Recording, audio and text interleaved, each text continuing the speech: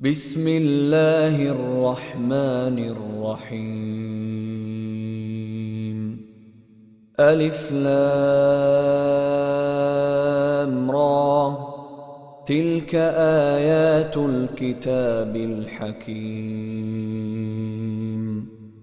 أكان للناس عجبا أن أوحينا إلى رجل منهم أن أنذر الناس وبشر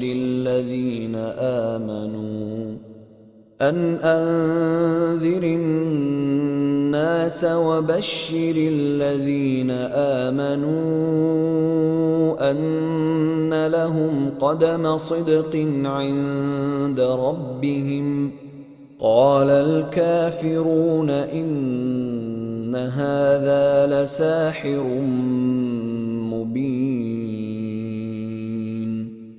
Au nom de Dieu, le tout miséricordieux, le très miséricordieux. Alif, Lam, Ra.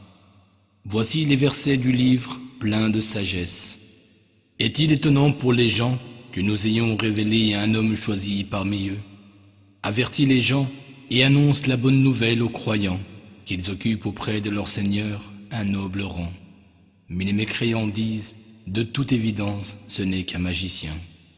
إن ربكم الله الذي خلق السماوات والأرض في 6 أيام ثم استوى على العرش يدبر الأمر ما من شفيع إلا من بعد إذنه ذلكم الله ربكم فاعبدوه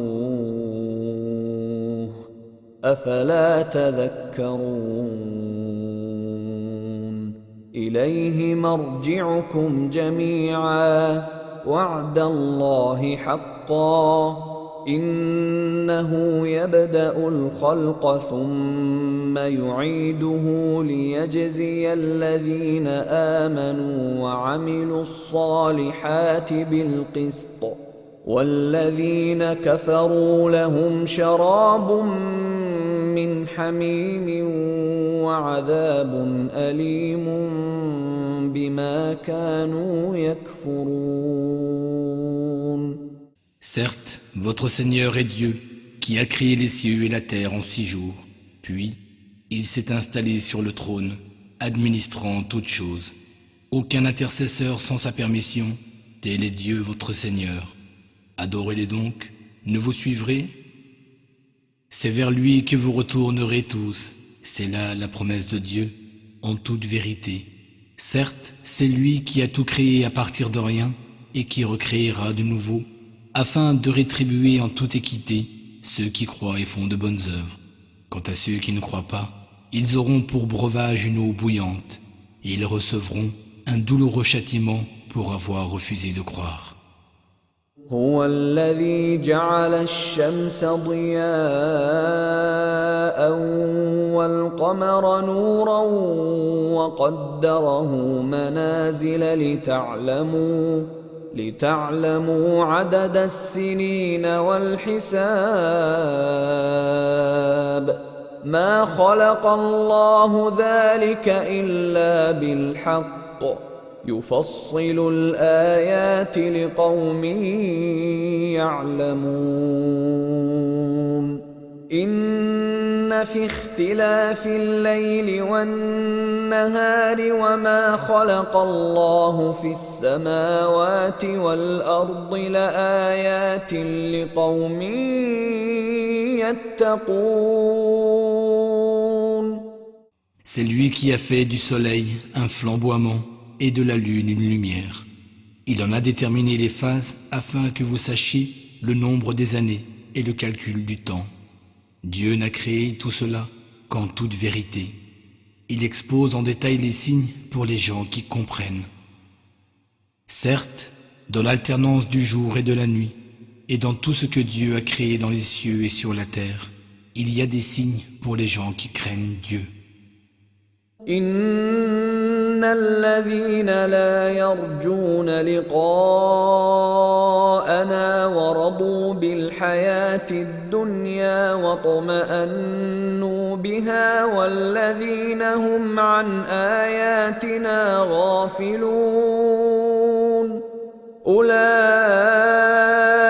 مأواهم النار بما كانوا يكسبون.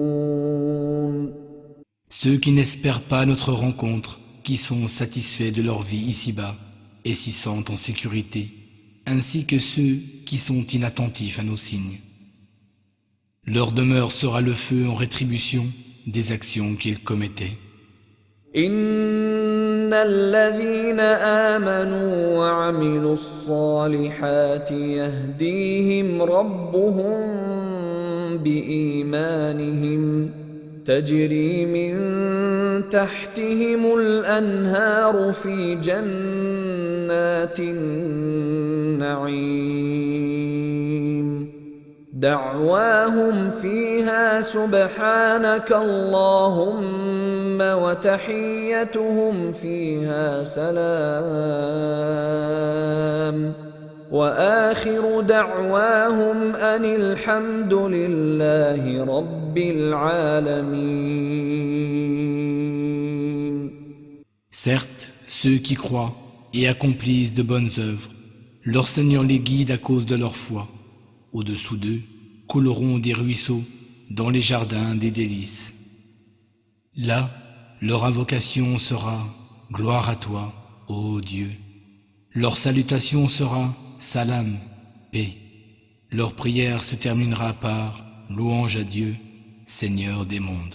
ولو يعجل الله للناس الشر استعجالهم بالخير لقضي إليهم أجلهم فنذر الذين لا يرجون لقاءنا في طغيانهم يعمهون وإذا مس الإنسان الضر دعانا لجنبه أو قاعدا أو قائما فلما كشفنا عنه ضره مر كأن لم يدعنا إلى ضر مسه كذلك زين للمسرفين ما كانوا يعملون. Si pour les hommes, Dieu hâtait le malheur en rétribution de ce qu'ils commettent, avec autant d'empressement qu'ils cherchent le bonheur suite à leurs bonnes actions, le terme de leur vie aurait déjà été ordonné. Mais nous laissons ceux qui n'espèrent pas notre rencontre errer aveuglément dans leurs transgressions. Quand un malheur touche l'homme, il fait appel à nous, étendu sur le côté, assis ou debout. Puis, quand nous le délivrons de son malheur, il continue son chemin comme s'il ne nous avait jamais imploré pour un malheur l'ayant touché. C'est ainsi que sont enjolivées aux outranciers leurs actions. وَلَقَدْ أَهْلَكْنَا الْقُرُونَ مِنْ قَبْلِكُمْ لَمَّا ظَلَمُوا وَجَاءَتْهُمْ رُسُلُهُم بِالْبَيِّنَاتِ وَمَا كَانُوا لِيُؤْمِنُوا كَذَلِكَ نَجْزِي الْقَوْمَ الْمُجْرِمِينَ ثم جعلناكم خلائف في الأرض من بعدهم لننظر كيف تعملون. Nous avons détruit les générations qui vous ont précédés lorsqu'elles se sont comportées de façon injuste. Leurs messagers leur avaient apporté des preuves claires, mais elles avaient refusé de croire. C'est ainsi que nous rétribuons les criminels. Puis, nous avons fait de vous leurs successeurs sur terre, afin de voir comment vous alliez agir. وإذا تتلى عليهم آياتنا بينات قال الذين لا يرجون لقاء نأت بقرآن غير هذا أو بدله قل ما يكون لي أن أبدله من تلقاء نفسي إن أتبع إلا ما يوحى إلي إني أخاف إن عصيت ربي عذاب يوم عظيم قل لو شاء الله ما تلوته عليكم ولا أدراكم به فقد لبثت فيكم عمرا من قبله أفلا تعقلون. Lorsqu'on leur récite nos signes en toute clarté, ceux qui n'espèrent pas notre rencontre disent « Apporte-nous un autre Coran que celui-là, ou alors change-le. » Dis, ô Mohammed, il ne m'appartient pas de le changer de mon propre chef, je ne fais que suivre ce qui m'est révélé. Je crains, si je désobéis à mon Seigneur, la rétribution d'un jour terrible. Dis, si Dieu avait voulu, je ne vous l'aurais pas récité, et il ne vous l'aurait pas non plus fait connaître. J'ai vécu toute mon existence parmi vous, avant qu'il ne me soit révélé. Ne raisonnez-vous donc pas? فمن أظلم ممن افترى على الله كذبا أو كذب بآياته إنه لا يفلح المجرمون ويعبدون من دون الله ما لا يضرهم ولا ينفعهم ويقولون هؤلاء شفعاؤنا عند الله قل أتنبئون الله بما لا يعلم في السماوات ولا في الأرض سبحانه وتعالى عما يشركون. Qui est plus injuste que celui qui invente un mensonge au sujet de Dieu ou qui traite de mensonge ses signes? Certes, les criminels ne réussissent jamais. Ils adorent, au lieu de Dieu, ce qui ne peut ni leur nuire ni leur profiter. Ils disent, ceux-ci sont nos intercesseurs auprès de Dieu. Dis, informerez-vous Dieu d'une chose qu'il ne connaît pas dans les cieux ou sur la terre. Gloire à lui, il est très élevé au-dessus de ce qu'il lui associe. وما كان الناس إلا أمة واحدة فاختلفوا ولولا كلمة سبقت من ربك لقضي بينهم فيما فيه يختلفون ويقولون لولا أنزل عليه آية من ربه فقل إنما الغيب لله فانتظروا إني معكم من المنتظرين وإذا أذقنا الناس رحمة من بعد ضراء مستهم إذا لهم مكر في آياتنا قل الله أسرع مكرا إن رسلنا يكتبون ما تمكرون. Les gens ne formaient à l'origine qu'une seule communauté, puis ils se mirent à diverger. Et si ce n'avait été d'un commandement déjà décidé par ton Seigneur, leurs différends auraient certainement été tranchés. Ils disent, pourquoi ne fait-on pas descendre sur lui un signe provenant de son Seigneur? Alors dis, ô Mohammed, le monde invisible appartient à Dieu. Attendez donc, j'attendrai certes avec vous. Quand nous faisons goûter aux gens une miséricorde, après qu'ils aient été touchés par une adversité, les voilà qui complotent contre nos signes. Dis, Dieu est encore plus prompt à faire des plans, car nos messagers, les anges, écrivent tout ce que vous ourdissez comme complot. هو الذي يسيركم في البر والبحر حتى إذا كنتم في الفلك وجرين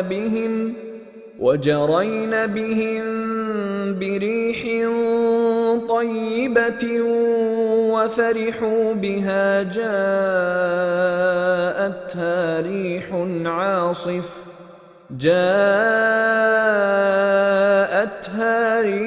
عاصف وجاءهم الموج من كل مكان وظنوا أنهم أحيط بهم دعوا الله مخلصين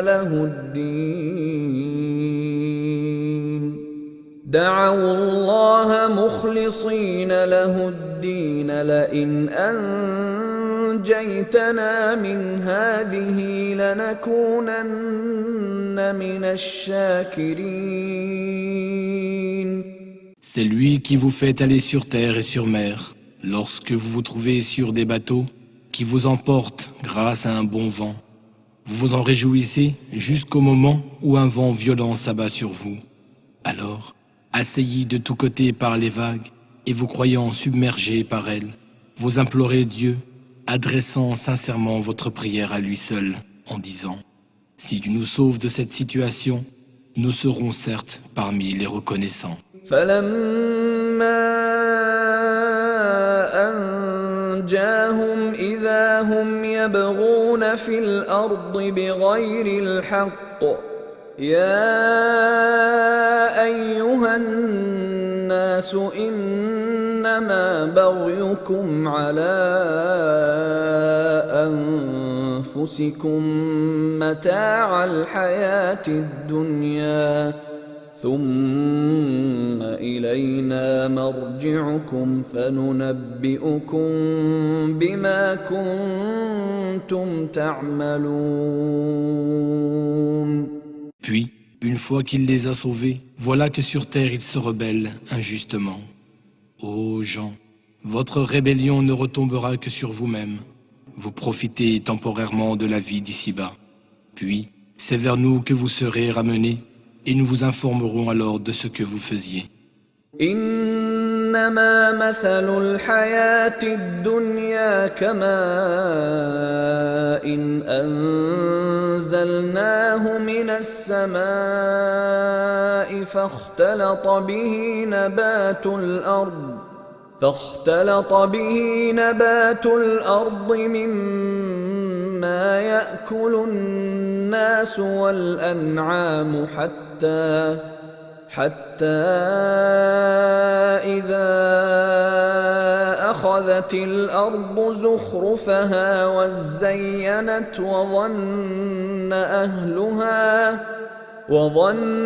أهلها أنهم قادرون عليها أتاها أمرنا ليلا أو نهارا فجعلناها حصيدا كأن لم تغن بالأمس كذلك نفصل الآيات لقوم يتفكرون. La vie d'ici-bas est comparable à une eau que nous faisons descendre du ciel et qui se mélange à la végétation de la terre dont se nourrissent les hommes et les bêtes. Puis, lorsque la terre prend sa parure et s'embellit, et que ses habitants estiment qu'ils en sont parfaitement maîtres, notre ordre leur vint, de nuit ou de jour, et nous la fauchons comme si elle n'avait pas la veille était florissante. Ainsi, exposons-nous les signes pour les gens qui réfléchissent. والله يدعو إلى دار السلام ويهدي من يشاء إلى صراط مستقيم. Dieu appelle à la demeure de la paix et il guide qui il veut vers un droit chemin. للذين أحسنوا الحسنى وزيادة ولا يرهق وجوههم قتر ولا ذلة أولئك أصحاب الجنة هم فيها خالدون والذين كسبوا السيئات جزاء سيئة بمثلها وترهقهم ذلة ما لهم من الله من عاصم كأنما أغشيت وجوههم قطعا من الليل مظلما أولئك أصحاب النار هم فيها خالدون. À ceux qui font le bien est réservée la meilleure récompense et même davantage. Ni fumée noire, ni humiliation ne couvriront leur visage. Ceux-là sont les habitants du jardin où ils demeureront éternellement. Ceux qui ont commis de mauvaises actions verront chacune d'elles rétribuée par son équivalent. Ils seront couverts d'humiliation, car ils n'ont aucun protecteur en dehors de Dieu, comme si leur visage était couvert de lambeaux de ténèbres nocturnes. Ceux-là sont les habitants du feu où ils demeureront éternellement. ويوم نحشرهم جميعا ثم نقول للذين أشركوا مكانكم أنتم وشركاؤكم فزيلنا بينهم وقال شركاؤهم ما كنتم إيانا تعبدون فكفى بالله شهيدا بيننا وبينكم إن كنا عن عبادتكم لغافلين هنالك تبلو كل نفس ما أسلفت وردوا إلى الله مولاهم الحق وضل عنهم ما كانوا يفترون. Le jour où nous les rassemblerons tous, nous dirons à ceux qui nous attribuaient des associés, demeurez à votre place, vous et vos prétendus associés. Nous les séparerons les uns des autres et leurs prétendus associés diront, ce n'est pas nous que vous adoriez. Dieu suffit comme témoin entre nous et vous. En vérité, nous n'étions pas au courant de votre adoration envers nous. Là, chaque âme subira les conséquences de ce qu'elle a fait dans le passé. Ils seront alors ramenés à Dieu, leur Seigneur véritable, et les associés qu'ils inventaient les abandonneront. قل من يرزقكم من السماء والأرض أم من يملك السمع والأبصار ومن يخرج الحي من الميت ويخرج الميت من الحي ومن يدبر الأمر فسيقولون الله فقل أفلا تتقون فذلكم الله ربكم الحق فماذا بعد الحق إلا الضلال فأنى تصرفون. كذلك حقت كلمة ربك على الذين فسقوا أنهم لا يؤمنون. Dis-leur, ô Mohammed, qui vous attribue votre subsistance à partir du ciel et de la terre, qui détient l'ouïe et la vue, et qui fait sortir le vivant du mort et le mort du vivant, et qui administre tout, ils diront Dieu. Alors dis-leur, ne le craindrez-vous donc pas? Tel est Dieu votre véritable Seigneur. Au-delà de la vérité, qu'y a-t-il sinon l'erreur? Comment alors pouvez-vous vous détourner? C'est ainsi que s'est avérée la parole de ton Seigneur contre ceux qui transgressent. En vérité, ils ne croient pas. قل هل من شركائكم من يبدأ الخلق ثم يعيده قل الله يبدأ الخلق ثم يعيده فأنى تؤفكون قل هل من شركائكم من يهدي إلى الحق قل الله يهدي للحق أفمن يهدي إلى الحق أحق أن يتبع أم من لا يهدي إلا أن يهدى فما لكم كيف تحكمون وما يتبع أكثرهم إلا ظنّا إن الظن لا يغني من الحق شيئا إن الله عليم بما يفعلون. Dis, y en a-t-il parmi vos associés que vous attribuez à Dieu, qui soit capable de donner forme à partir de rien, à une première création et de la recréer par la suite? Dis, Dieu seul donne forme à toute la création à partir de rien et la recrée par la suite. Comment pouvez-vous alors être aussi égarés? Dis, y en a-t-il parmi vos associés que vous attribuez à Dieu qui soit capable de guider les gens vers la vérité? Dis, c'est Dieu qui guide vers la vérité. Est-ce celui qui guide vers la vérité qui est le plus digne d'être suivi? Ou est-ce celui qui ne trouve sa voie que s'il est lui-même guidé?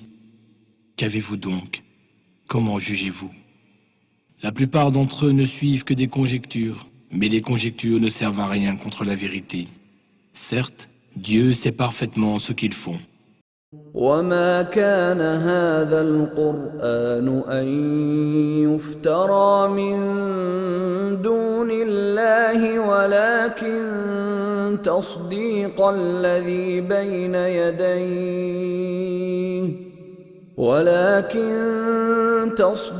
الذي بين يديه وتفصيل الكتاب لا ريب فيه من رب العالمين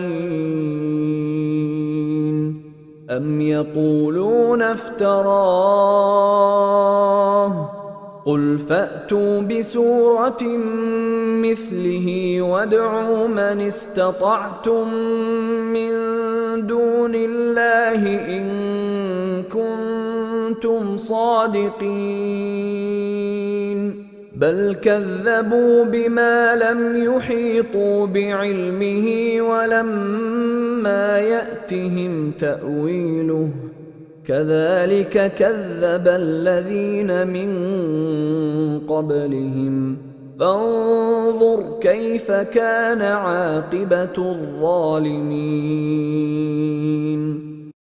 Ce Coran n'est point de nature à jamais être forgé par un autre que Dieu. Il est une confirmation de ce qui existait déjà avant lui et un exposé de ce qui est prescrit pour les gens et au sujet duquel il n'y a aucun doute en provenance du Seigneur des mondes. Ou bien ils disent, il l'a inventé. Dis, composez donc une sourate semblable et appelez pour vous aider tous ceux que vous pouvez en dehors de Dieu si vous êtes véridiques.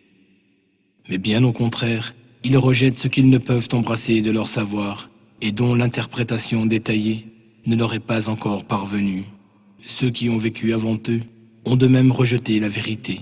Regarde donc ce qu'elle a été la fin des injustes. ومنهم من يؤمن به ومنهم من لا يؤمن به وربك أعلم بالمفسدين وإن كذبوك فقل لي عملي ولكم عملكم أنتم بريئون مما أعمل وأنا بريء مما تعملون. Parmi eux, il y en a qui y croient, et il y en a qui n'y croient pas. Et c'est ton Seigneur qui connaît le mieux ceux qui sèment la corruption. S'ils te traitent de menteur, dis-leur, à moi mon œuvre et à vous la vôtre. Vous n'êtes pas responsable de ce que je fais, et je ne suis pas responsable de ce que vous faites. ومنهم من يستمعون إليك أفأنت تسمع الصم ولو كانوا لا يعقلون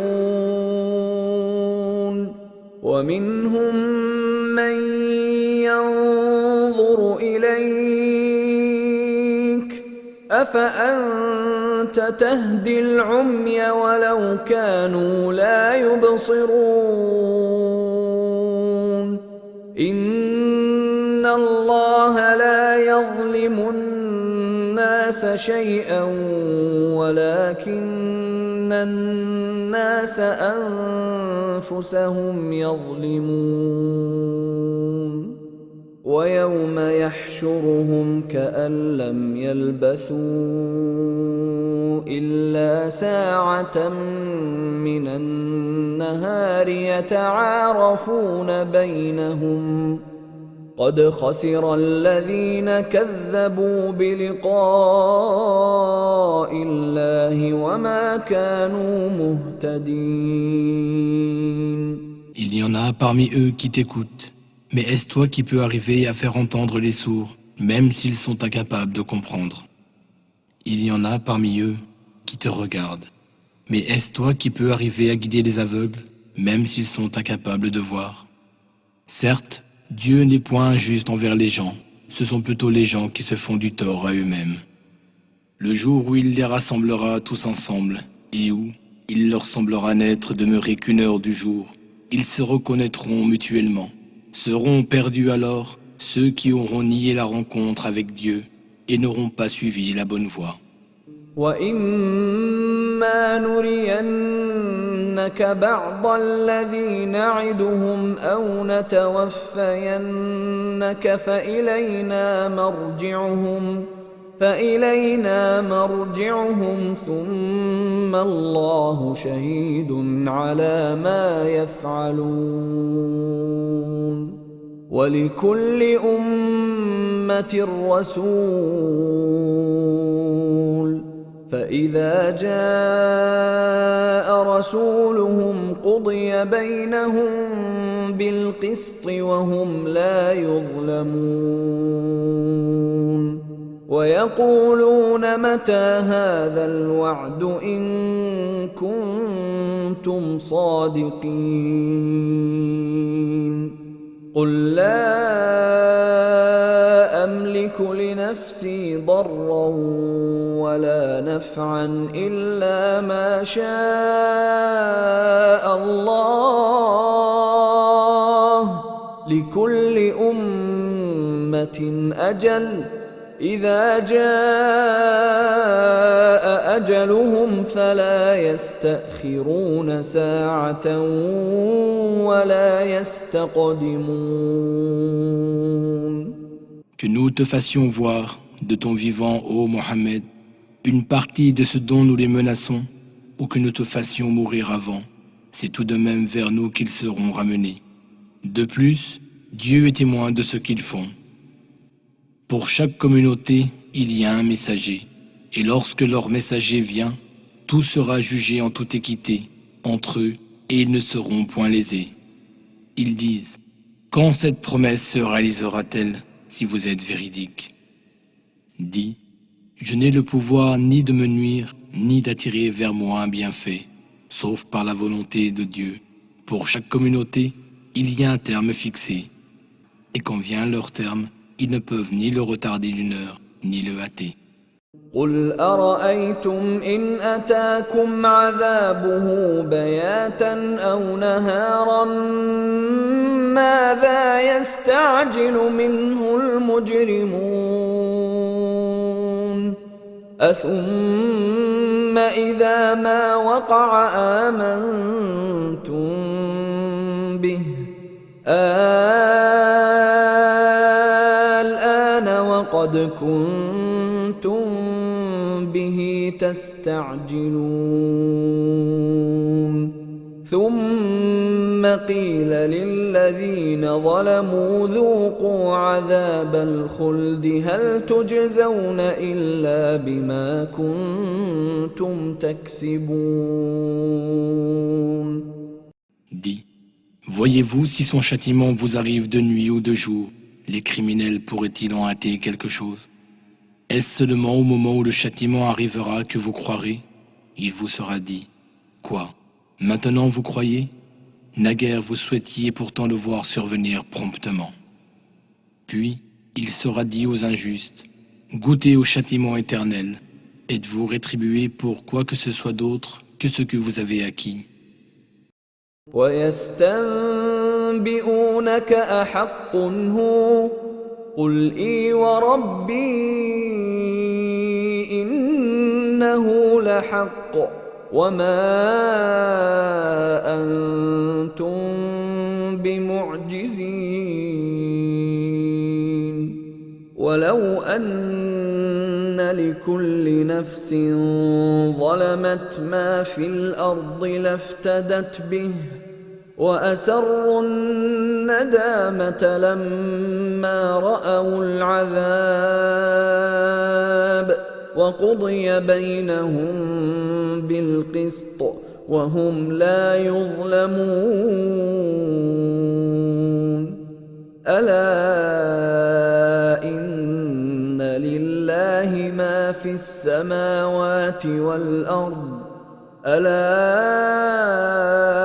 إن وعد الله حق ولكن أكثرهم لا يعلمون هو يحيي ويميت وإليه ترجعون.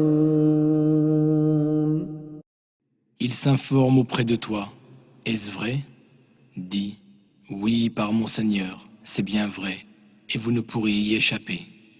Si chaque âme injuste possédait tout ce qu'il y a sur terre, elle le donnerait pour se racheter. Ils éprouveront du regret quand ils verront le châtiment, mais le jugement entre eux sera fait en toute équité et ils ne seront point lésés. Certes, c'est à Dieu qu'appartient tout ce qui est dans les cieux et sur la terre, et la promesse de Dieu est vraie. Mais la plupart d'entre eux ne le savent pas. C'est lui qui donne la vie et qui donne la mort, et c'est vers lui que vous serez ramenés. يا أيها الناس قد جاءتكم موعظة من ربكم وشفاء لما في الصدور وهدى ورحمة للمؤمنين قل بفضل الله وبرحمته فبذلك فليفرحوا هو خير مما يجمعون. Ô gens, une exhortation vous est venue de la part de votre Seigneur, une guérison pour ceux qui se trouvent dans les cœurs, un guide, et une miséricorde pour les croyants. Dis, de la grâce de Dieu et de sa miséricorde, ils devraient se réjouir. C'est bien mieux que tout ce qu'ils amassent.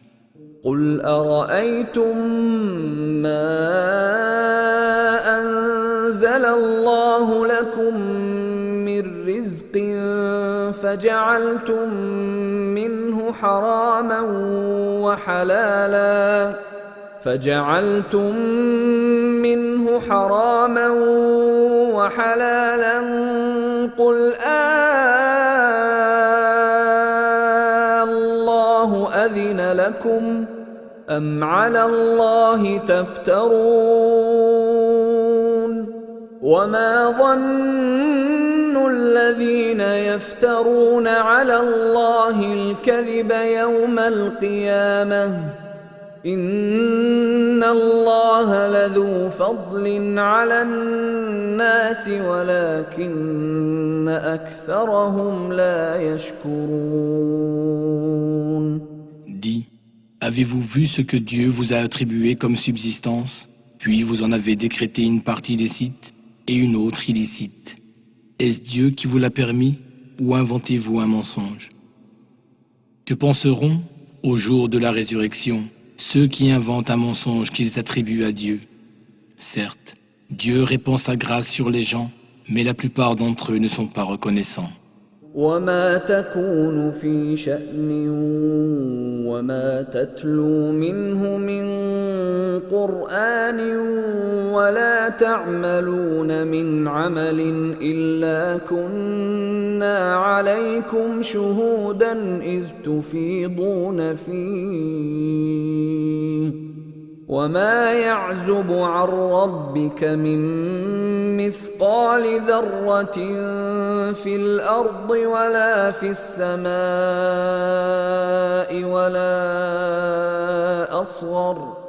ولا أصغر من ذلك ولا أكبر إلا في كتاب مبين. Tu ne feras aucune activité, tu ne réciteras aucun passage du Coran. Et vous, les gens, n'accomplirez aucun acte sans que nous n'en soyons témoins au moment où vous serez en train de le faire. Il n'échappe pas à ton Seigneur, ni le point d'un atome sur terre ou dans le ciel, ni un poids plus petit ou plus grand qui ne soit déjà inscrit dans un livre explicite. ألا إن أولياء الله لا خوف عليهم ولا هم يحزنون الذين آمنوا وكانوا يتقون لهم البشرى في الحياة الدنيا وفي الآخرة لا تبديل لكلمات الله ذلك هو الفوز العظيم. En vérité, les bien-aimés de Dieu seront à l'abri de toute crainte et ils ne seront point affligés. Ceux qui croient fermement et demeurent pieux, la bonne nouvelle leur sera annoncée dans la vie d'ici-bas comme dans l'au-delà. Et il ne peut y avoir de changement aux paroles de Dieu. Voilà l'énorme succès.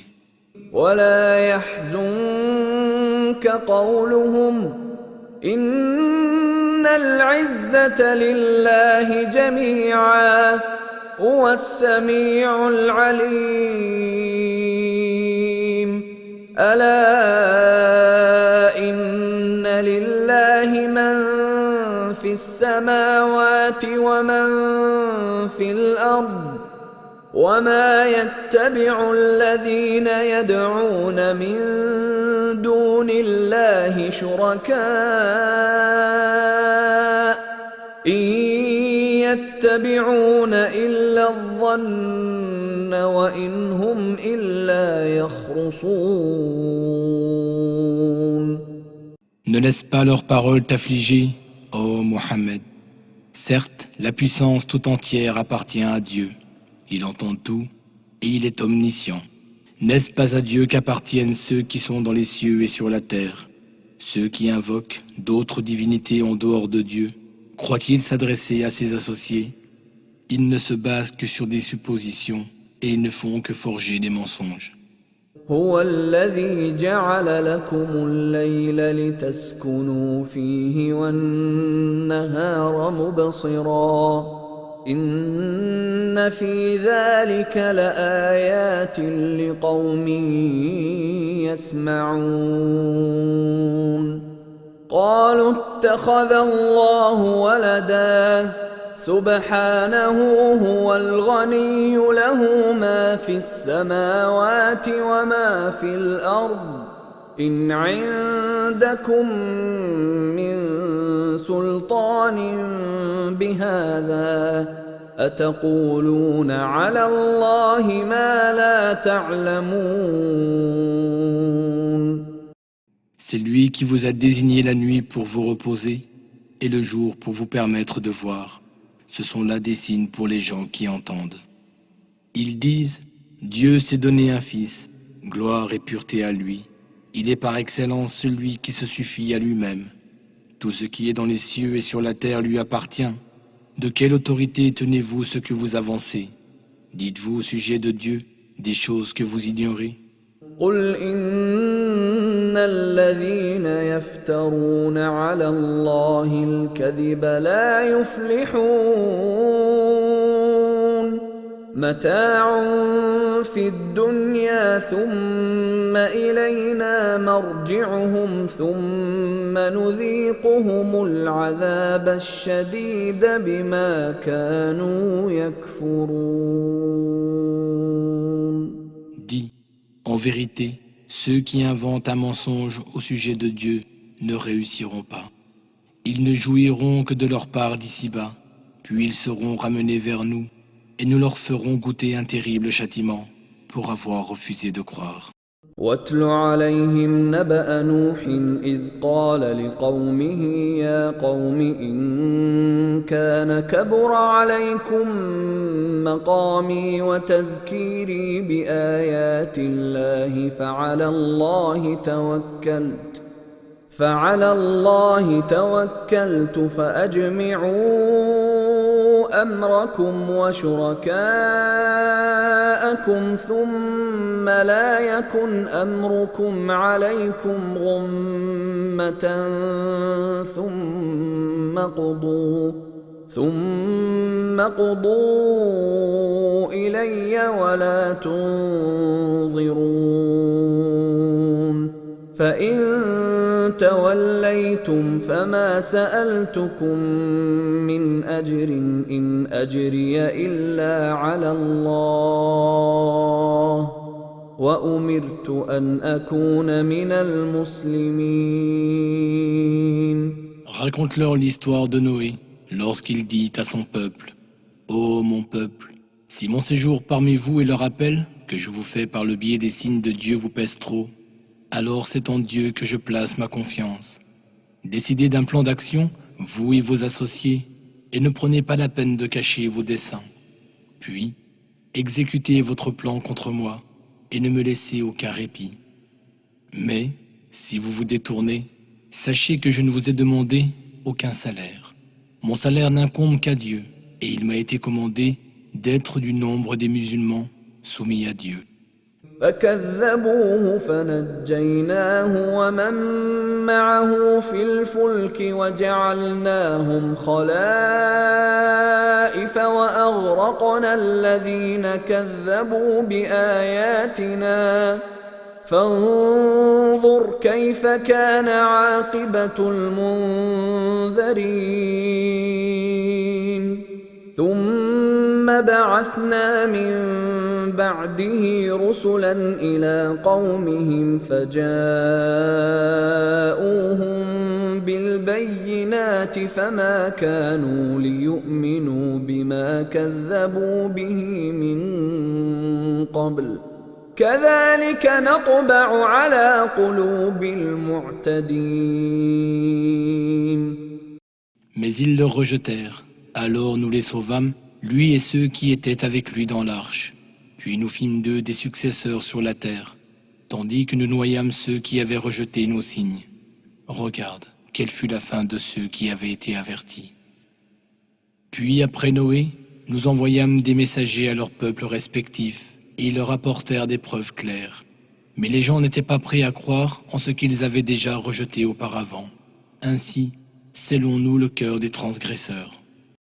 ثم بعثنا من بعدهم موسى وهارون إلى فرعون وملئه بآياتنا فاستكبروا وكانوا قوما مجرمين فلما جاءهم الحق من عندنا قالوا إن هذا لسحر مبين قال موسى أتقولون للحق لما جاءكم أسحر هذا ولا يفلح الساحرون قالوا أجئتنا لتلفتنا عما وجدنا عليه آباءنا وتكون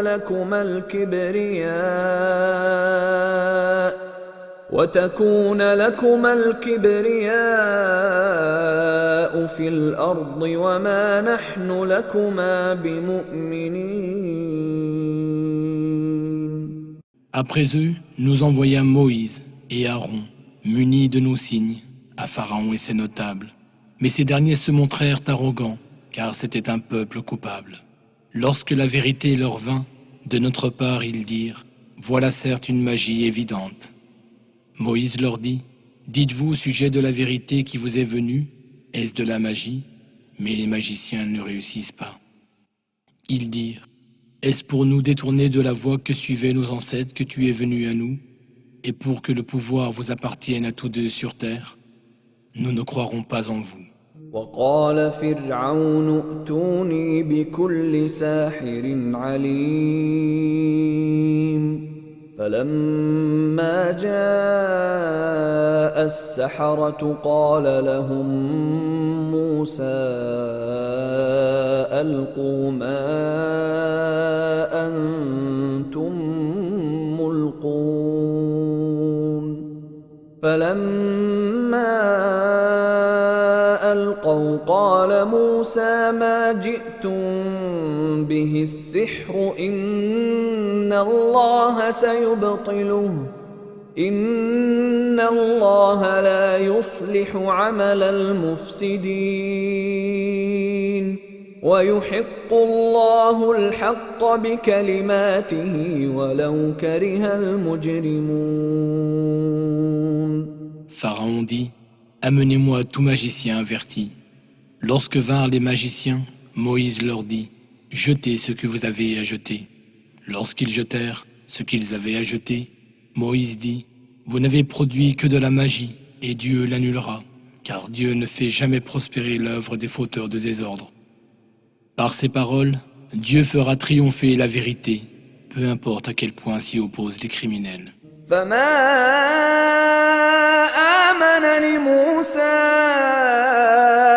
إلا ذرية من قومه على خوف من فرعون وملئهم أن يفتنهم وإن فرعون لعال في الأرض وإنه لمن المسرفين وقال موسى يا قوم إن كنتم آمنتم بالله فعليه توكلوا إن كنتم مسلمين فقالوا على الله توكلنا ربنا لا تجعلنا فتنة للقوم الظالمين ونجنا برحمتك من القوم الكافرين.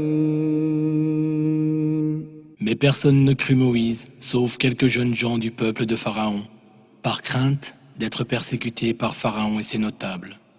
Certes, Pharaon fut un véritable tyran sur terre, et il fut du nombre des extravagants. Moïse dit, « Ô mon peuple, si vous croyez vraiment en Dieu, alors placez votre confiance en lui si vous êtes musulman, c'est-à-dire si vous êtes vraiment soumis à lui. Ils dirent, c'est à Dieu que nous faisons confiance. Ô notre Seigneur, ne fais pas de nous une cible pour les persécutions des injustes. Par ta miséricorde, délivre-nous des mécréants. وأوحينا إلى موسى وأخيه أن تبوأ لقومكما بمصر بيوتا وجعلوا بيوتكم قبلة وأقيموا الصلاة وبشر المؤمنين. Nous révélâmes à Moïse et à son frère, prenez des maisons en Égypte pour votre peuple, et faites-en des lieux de prière, et soyez assidus dans la prière. Annoncez la bonne nouvelle aux croyants. وقال موسى ربنا إنك آتيت فرعون وملأه زينة وأموالا في الحياة الدنيا ربنا ليضلوا عن سبيلك ربنا اطمس على أموالهم واشدد على قلوبهم فلا يؤمنوا حتى يروا العذاب الأليم قال قد أجيبت دعوتكما فاستقيما ولا تتبعان سبيل الذين لا يعلمون. Alors Moïse dit, ô notre Seigneur, tu as accordé à Pharaon et à ses notables la gloire et la richesse en ce bas monde. Et voilà qu'avec cela, ô notre Seigneur, ils égarent les gens loin de ton sentier. Ô notre Seigneur, détruis leur richesse et endurcis leur cœur puisqu'ils ne croient pas, jusqu'à ce qu'ils aient vu le douloureux châtiment. Il dit, votre prière est exaucée, restez tous deux sur le droit chemin, et ne suivez point la voie de ceux qui ne savent pas. وجاوزنا ببني إسرائيل البحر فأتبعهم فرعون وجنوده بغيا وعدوا حتى إذا أدركه الغرق قال آمنت أنه لا إله إلا الذي آمنت به بنو إسرائيل وأنا من المسلمين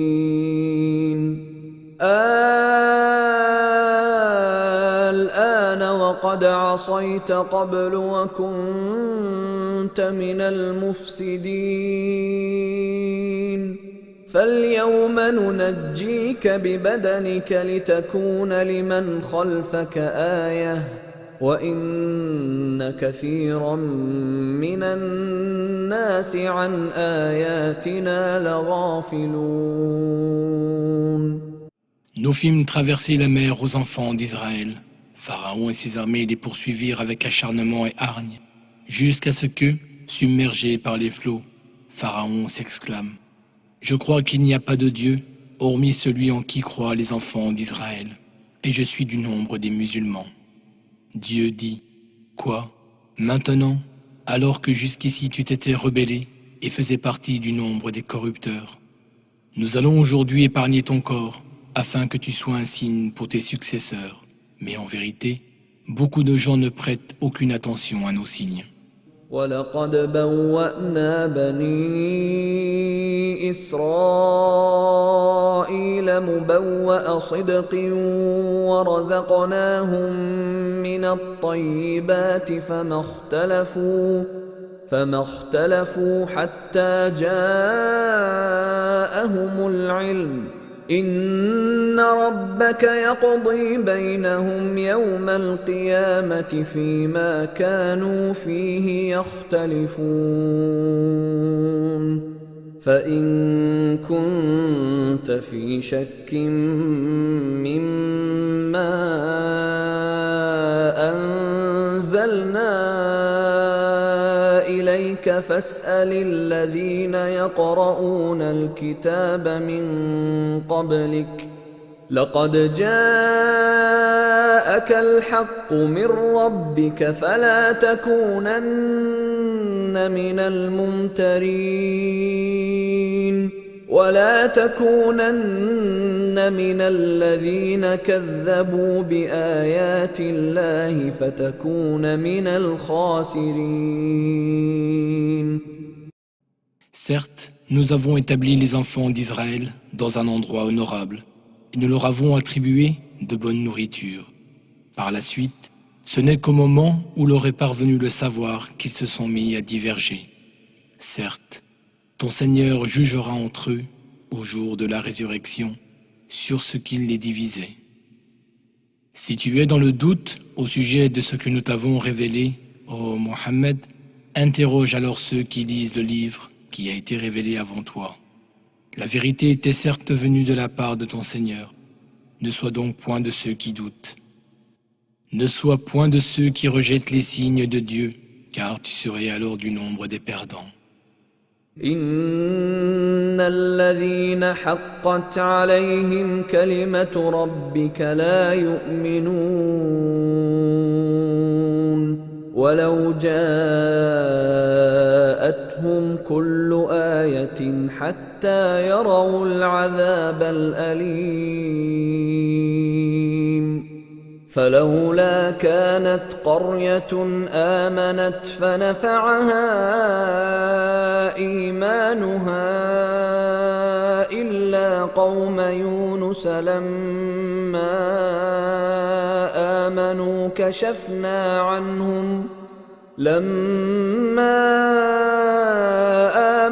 كشفنا عنهم عذاب الخزي في الحياة الدنيا ومتعناهم إلى حين.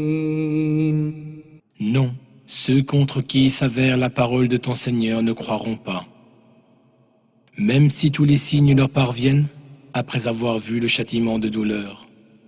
Si seulement, parmi toutes les cités qui ont été détruites dans le passé, il y en avait eu une dont tous les habitants avaient été croyants et à qui leur croyance avait ensuite profité, comme ce fut le cas pour le peuple de Jonas. Lorsqu'ils eurent tous cru, nous suspendîmes le tourment de la disgrâce qui s'était abattu sur eux en cette vie et les laissâmes jouir de la vie pour un certain temps. ولو شاء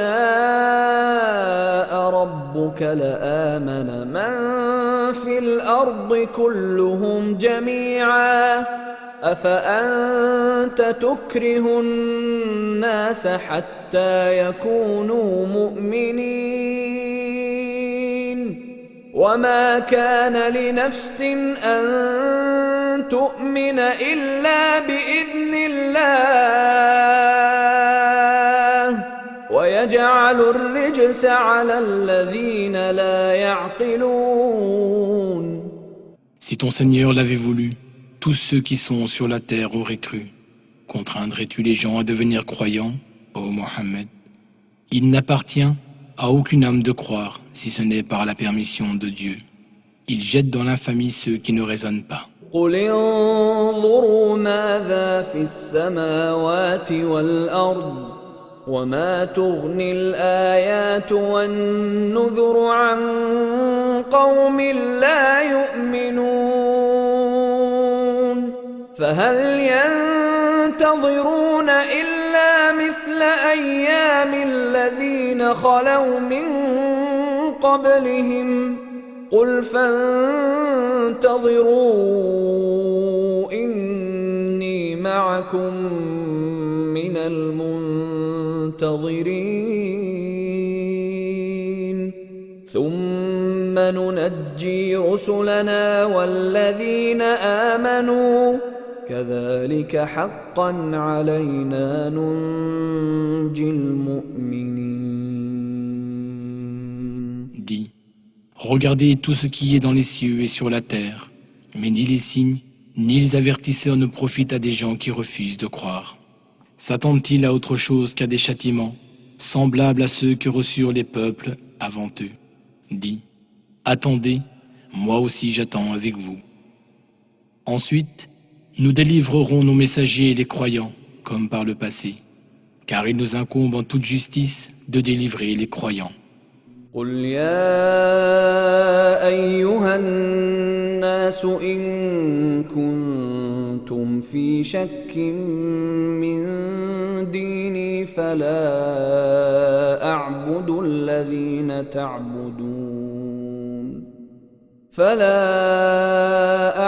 الذين تعبدون من دون الله ولكن أعبد الله الذي يتوفاكم وأمرت أن أكون من المؤمنين